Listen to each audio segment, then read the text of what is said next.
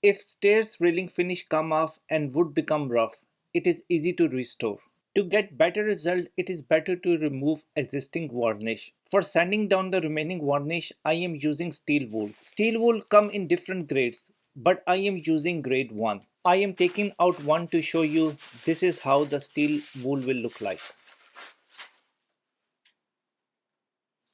Start to sand down in one direction only. Do not go backward and forward. If you start to sand it backward and forward, then it might leave some scratches on the wood. And trying to avoid those scratches, only go in one direction. I am gently sanding it down and varnish start to come off.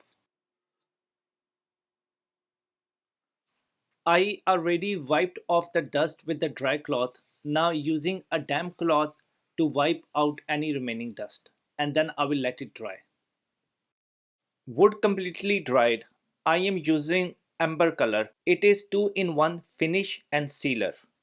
To do the varnish coat on the wood, I am using a soft brush. Do not dip the whole brush in the varnish. Only dip half of it or maybe less than that. Start to apply the coat on the wood. It will give a very good look when varnish will dry.